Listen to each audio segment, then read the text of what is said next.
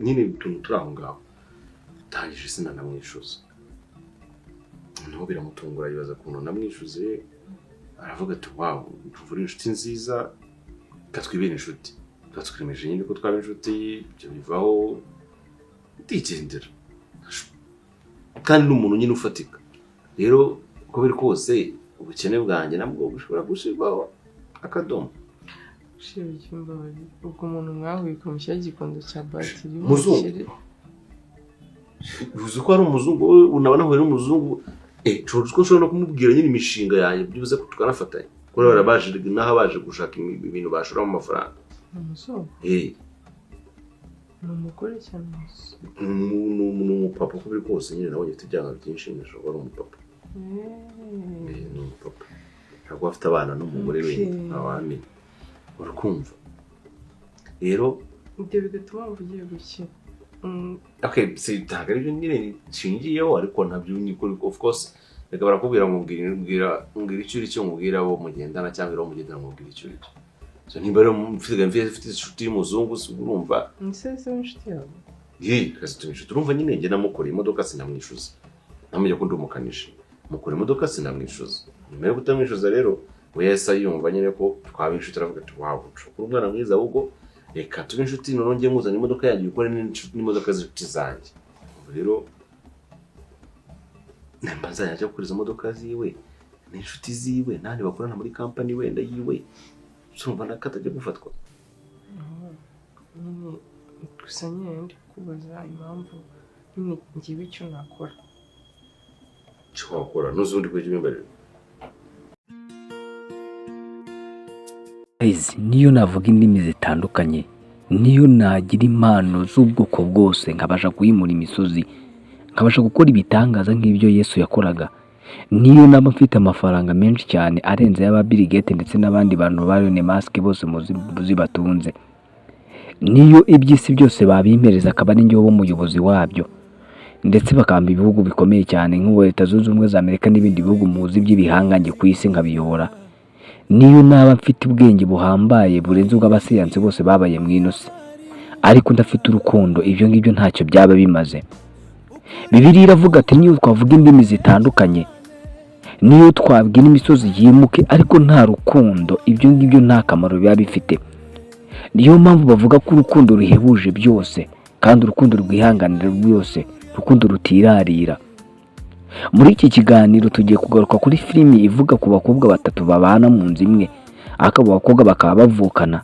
baje gukunda umusore umwe bahurira ku musore umwe ariko bitewe nuko indoto ubundi baya bavuga yuko umubyeyi mubi akoraga isambi irimo urubanza cyangwa kurega aguha imanza atarangije akoraga imanza atarangije bivuze iki rero twamaje kubona ko igisekuru cy'aba bakobwa batatu cyahereye kera bavuga yuko bazashaka umuzungu umukurambere umwe biramunanira abiraga umwana wiwe nawe biramunanira nawe bimunaniye abiraga n'umwana wiwe none uwo mugorage wamaze gufata indi ntera mu muryango amahirwe akomeye yuko bose bagiye bahura nabo bazungu bakanabana nabo ariko birengagije by'uko urukundo rwa nyarwo n'urugo rwiza rutangwa n'Uwiteka umunyarwanda aravuze ngo amatungo ndetse n'urugo ibyo ngibyo bihabwa n'ababyeyi ariko umugore mwiza cyangwa umugabo mwiza umuhabwa n'Uwiteka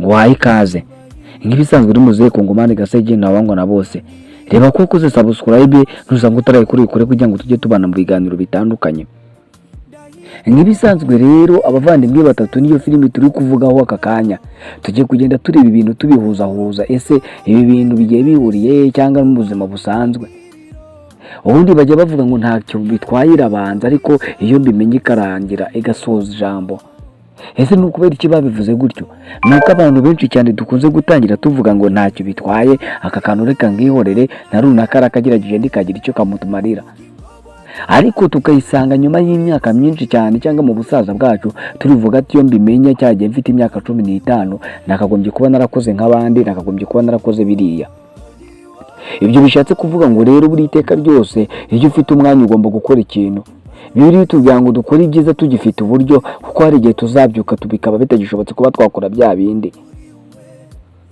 nimba uri umwarimu wigisha abanyeshuri bawe neza kubera yuko hari igihe bishobora kuzakurengera. Habayeho umwana umwe wigaga ariko akiga ari umukene cyane. Umwarimu aramwitangira akajya amugurira ibikoresho. Yajya muri ibikoresho rero rimwe umwana aza kwiga bigoranye, aza kurangira, aza kwiga amashuri ye yose nk'uko yari yabipanze na kaminuza zijyamo, abo umuntu ukomeye. Rimwe ari kugenda mu muhanda yaje guhura n'umusaza uri gusabiriza, amwitegereje cyane asanga ni wa mwarimu wamwigishije. Rero iyo ukoze neza uyisanga imbere, kandi nabwo iyo ukoze nabi nta kabuza nayo uyisanga imbere. Imbere yacu ni ibintu bibiri dutegereje. Dutegerejwe n'ibintu byiza twakoreye umuntu cyangwa ibyo twikoreye ubwacu, tugategerezwa n'ibyago bitandukanye cyane bizaterwa n'ibyo twakoze. Rimwe na rimwe hari igihe ukorera amafaranga, ayo mafaranga ukayakorera cyane akagutunga, ariko wagera mu zabukuru ukayasiga, ariko wa mwana usize agasigarana ibibazo by'ahantu amafaranga waba warayakuye. Tuvuge ni mu buriganya, maze wamara kwitahira akaba aribwo banke izana impapuro z'imyenda wagiye ufata, akaba aribwo abantu bazara bavuga yuko baguhaye byinshi, bakurinzaga byinshi. None ugasanga wa mwana wawe ya mafaranga waruhiye ntana yariyeho, byose birangiye bijyanywe. Sinzi nimba kakano muri kukumva. Reka twigarukire kuri filimi yacu. Uyu munsi ndifuza ko tuvuga ku bantu bakeya cyane.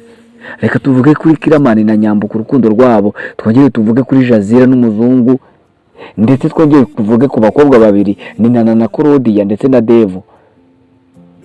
Uyu Devu yiyemeje akazi ko kwigisha umwana w'umukobwa, ariko yamubwiye ijambo rikomeye cyane. Yamubwiye ngo ntureba yuko ingaruka z'ibyo wakoze byose bikugarutse, kubera yuko wanze kwiga ngo abandi barize nta kintu byabamariye. Ariko burya ikintu cyose ubaciye umugani mu Kinyarwanda ngo iyimijwe n'ikaramu ntiramburura. Icyo bari bashatse kuvuga nuko ubaye warize ukabura akazi, kuko benshi cyane akazi bakora ntago ariko bigiye. Ushobora kuba wirize ubwarimu ugasanga uri mu gukora ubuganga, cyangwa ukaba waragwize ubuganga ugasanga uri umwarimu, cyangwa uri mu businessman utandukanye, uri umucuruzi mu isoko. Abantu benshi cyane bagiye biga bavuga ngo bazakura mu mabanke, ndetse hari n'abagiye bavuga ngo bazaba ba engineer bakomeye, ariko ugasanga kuba ari engineer byaranze, ugasanga ni umufundi cyangwa yibereye umuyede ahandi hantu hatandukanye. Ntabwo byagutangaza ubonye uwize yize kuzakura muri banke ariko ukamusanga ari gukora amasuku mu muhanda. Ibyo ntibyagutungura uzanze umuntu wize ubuganga atari gukora ubuganga, ahubwo ukamusanga ari umubaji. Ntabwo byagutungura kubona umuntu wize azi kaziga amashuri akomeye cyane, azaba umuyobozi ukomeye cyane, ariko ugasanga niwe muntu uri gukorera amafaranga make cyangwa no kuba bimugora. Ntabwo byagutungura kubona umuntu yarize avuga ngo azaba umuntu ukomeye cyane, akore mu mabanki cyangwa mu manager ukomeye cyane, ariko ugasanga n'ibintu byose byaramunaniye. Ariko ibyo ngibyo rero byose bikura kuki? Bituruka ku hahise hacu bitewe n'ibyo twahisemo gukora. Nimba umubyeyi akohereje kwiga, wakagombye kugenda ukajya kwiga kubera ko aricyo kintu abona kigukwiriye muri iyo minsi. Ubuto bwawe iyo ubukoresheje neza, umusaruro ubona iyo umaze gusaza cyangwa umaze gukura. Ariko ubuto bwawe iyo ubukoresheje nabi, nyuma y'imyaka mikeya usanga ibintu bigize ute bikugoye. Ni ukuvuga ngo rero ubundi umuntu bavuga yuko agira imyaka 20 y'ubuyobe, ariko iyo myaka 20 ntabwo ari 20 yose, ahubwo ni ukubera yuko ku myaka 20 umuntu aba yaratangiye kumenya icyo agomba gukora. Ubundi bavuga yuko guturuka ku myaka yawe 12 cyangwa 15 aba ari ugomba kubutegura ahazaza hawe. Rimwe na rimwe rero abantu ntabwo tubyumva kimwe, ahubwo twiyumvira ko ari bya bintu nk'imigani cyangwa ibitekerezo byabayeho nk'uko Ngunda yabayeho. Ibyo rero bigatuma kenshi na kenshi hari abantu benshi cyane bajya bahura gusavayivinga byabo bikabananira mu myaka iri imbere.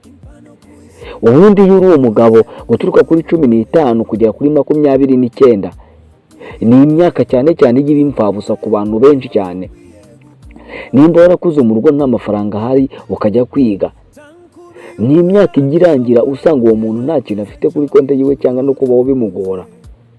Ariko burya ngo ku myaka 30 kugeza kuri 45 akaba ari imyaka yindi yo gukora ubika amafaranga cyangwa usevinga cyangwa witeganyiriza, kuko niyo myaka ubona ko ibintu bikangiye gukomera.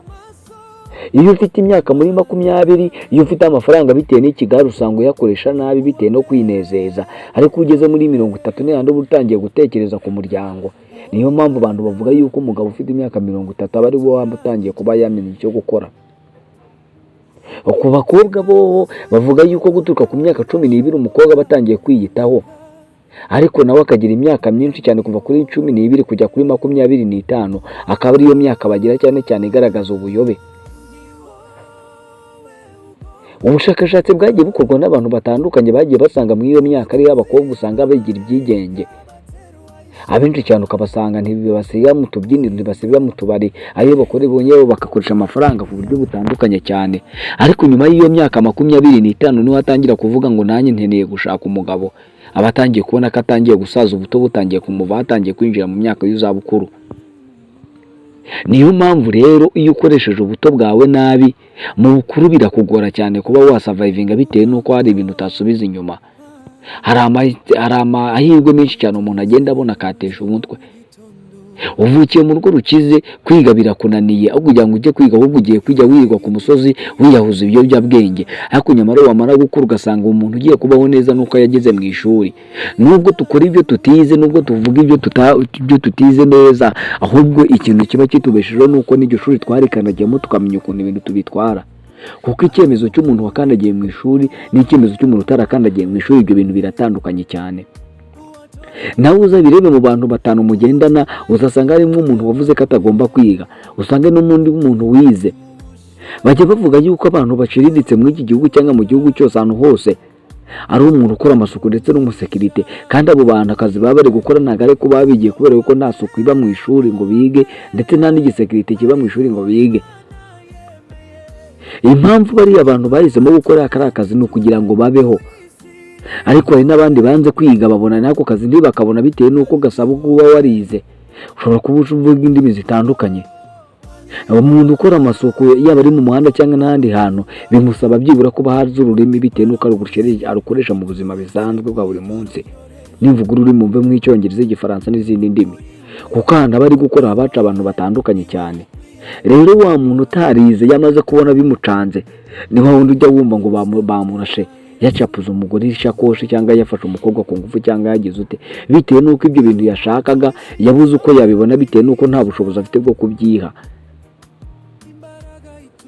Niyo mpamvu uyu Jazira bimucanze, amahirwe yiwe yari yiboneye umuntu, ariko umuntu badahuje ururimi.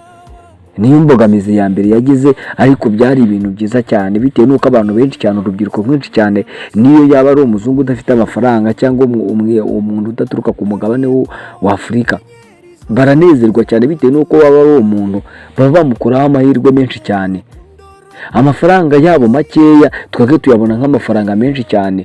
Mu Rwanda umuntu umuhaye 5,000 ntabwo yararabiriye akabimara, bugacya mu gitondo nta kintu yamuhaye, avuga ko nta n'ikintu wigeze umuha. Ariko ari nk'$5,000 by'idolari, amayero cyangwa amashiringi, waba umuha amafaranga menshi cyane azamuhindurira ubuzima bwiwe bwose, akaba ameze neza nimba ari umuntu ufite ubwenge.